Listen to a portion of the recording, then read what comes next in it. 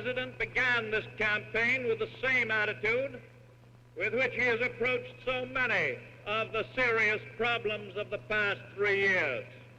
He sought to create the impression that there was no campaign on at all, just as he had sought to create the impression that all was well with the United States and that there was no depression.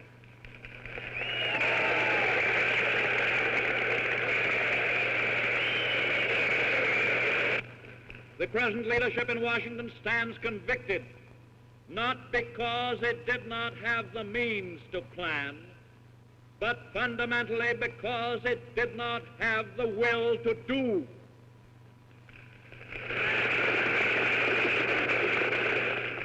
And that is why next week the American people will register their firm conviction that this administration has utterly and entirely failed to meet the great emergency of modern times.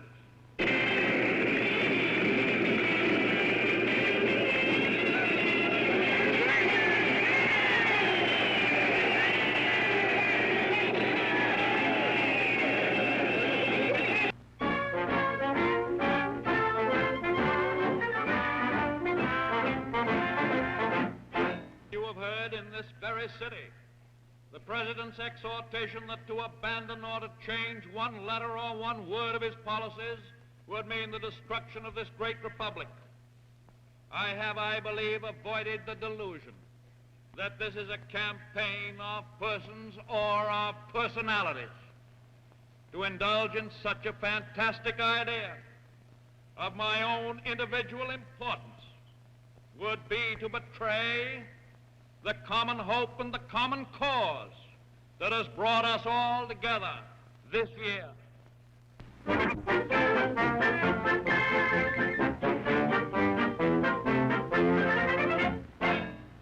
I welcome the privilege of standing on this platform tonight with Governor Roosevelt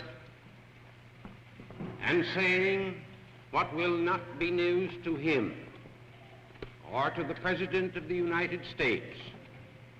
And that is that I support without qualification Roosevelt and Garner for the two highest offices in the gift of the United States.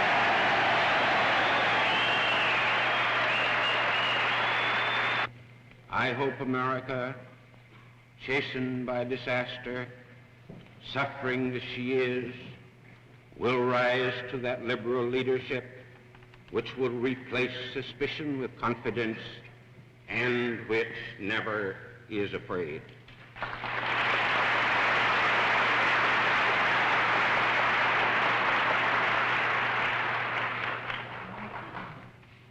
And speaking of being afraid, let me pay my respects to the threats, express or implied, which are now being used to influence our votes. There are more than 10 million of people out of work in this country. Some of them are in want and others threatened with it.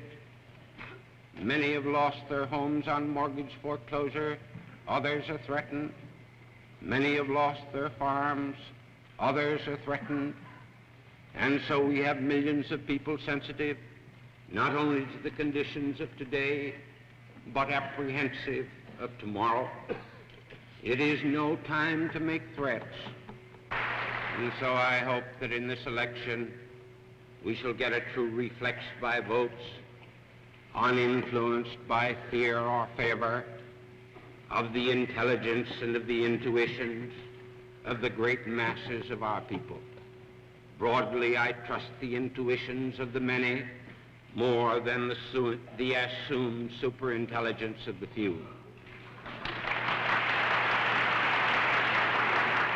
What we need is a full and free and honest indications of how the millions of this country feel inside themselves.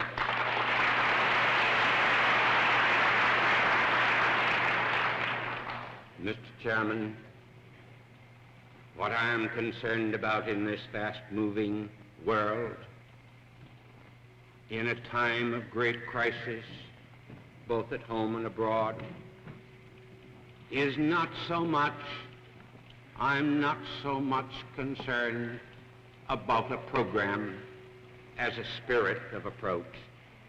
Not so much concerned about a mind as a heart.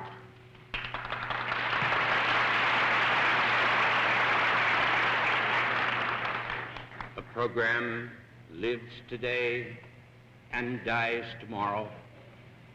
A mind, if it be open, may change with each new day, but a spirit and a heart is as unchanging as the tides.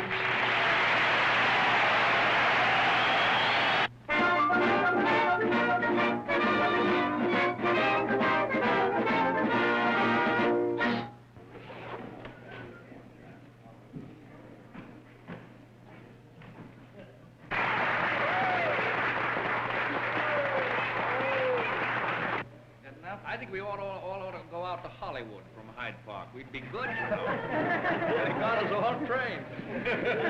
That's all right.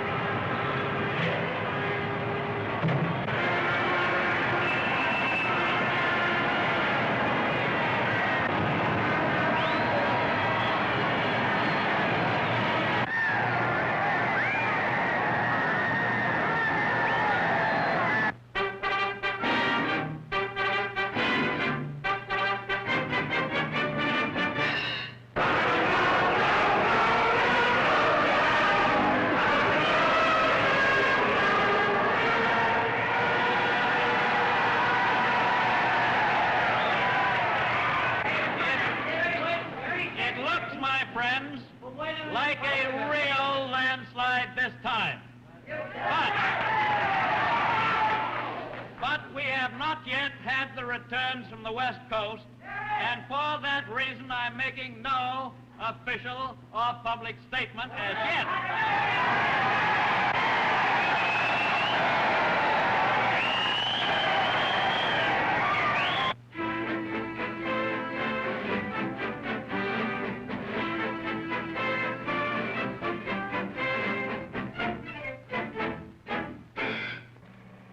Well, Louis, it's all over now. These reports that came in during the evening were all fine and just what we expected.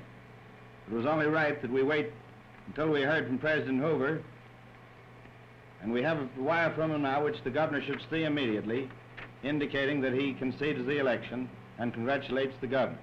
And I also received a letter a moment ago, or a wire a moment ago, from Everett Saunders, chairman of the Republican Committee, and he too extends heartiest congratulations.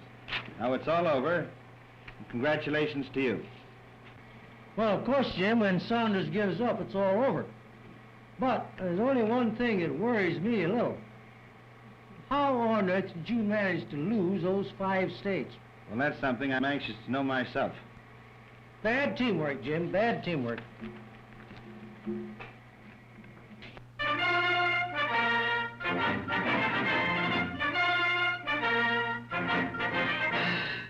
I am glad of this opportunity to extend my deep appreciation to the electorate of this country, which gave me yesterday such a great vote of confidence. It is a vote that had more than mere party significance. It transcended party lines and became a national expression of liberal thought. It means, I am sure, that the masses of the people of the nation firmly believe that there is great and actual possibility in an orderly recovery through a well-conceived and actively directed plan of action. Such a plan has been presented to you, and you have expressed approval of it.